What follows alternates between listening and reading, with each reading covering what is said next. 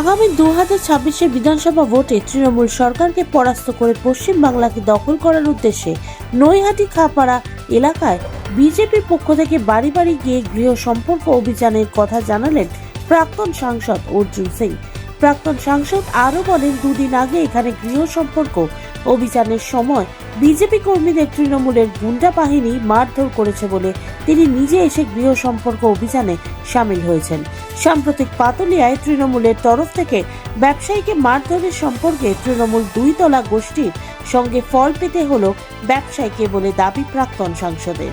দেখুন নৈহাটি থেকে সত্যনারায়ণ ভট্টাচার্যের বিস্তারিত রিপোর্ট। গৃহ সম্পর্ক অভিযানে নামলেন, টার্গেট নৈহাটি, আমাদের টার্গেট বাংলা।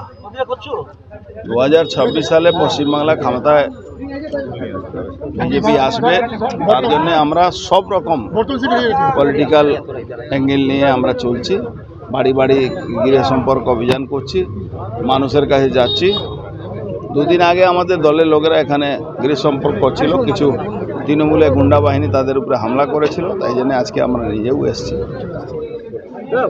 দেখা যাচ্ছে পাতুলিয়াতে জলাজমি ভরাট করে নির্মাণের অভিযোগে তৃণমূলের দুটো গোষ্ঠী ব্যবসায়ীকে মারধর করেছিল।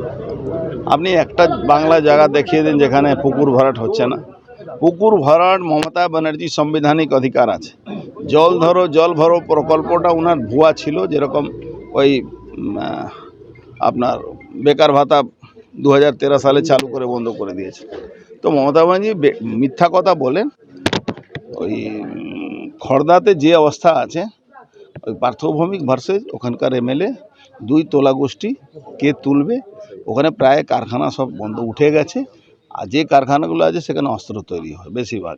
কাছাপাড়া এক শিক্ষক এসআইআর এর চাপে আত্মহত্যা করার জন্য তারা ব্যারাকপুর বিএনপি হাসপাতালে ভর্তি ছিল। দেখেন, এইসব ফালতু কথা। কোনো এসআইআরে কিসের চাপ আমি বুঝতে পারছি না। এসআইআরে 100 জন নাকি মারা গেছে এসআইআর চাপে, বেকার ভাতা কোনো ঘটনা ঘটেনি। তো মমতা ব্যানার্জি দল মিথ্যা কথা বলে, বেকার ফালতু কথা বলে সবাই বাংলার লোক। গৃহ সম্পর্ক অভিযানে কিন্তু বিভিন্ন জায়গায় বিজেপি কর্মীরা আক্রান্ত হচ্ছে, কেন? আর সুরাহা বাবা কোথায়? না, কেন আক্রান্ত হয়েছে সেটা তৃণমূল বলবে। আমরা এসছি, আমাদের সামনে আমাদের কর্মীগুলোকে করলে আমরা আক্রান্ত করে দেবো।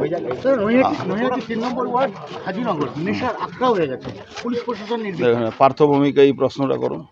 হিস্সা ওর কাছে যাচ্ছে, জেহাদিরা ওখানে থাকে, ওরাই ড্রাগ বিক্রি করে সারা এলাকাতে।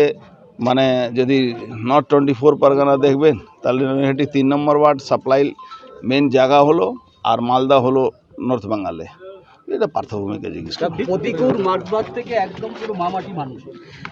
ও সব ছাড়ুন। কোনো মুসলমান সিপিএমে থাকবে না। মুসলমান তৃণমূল আর হিন্দু বিজেপি।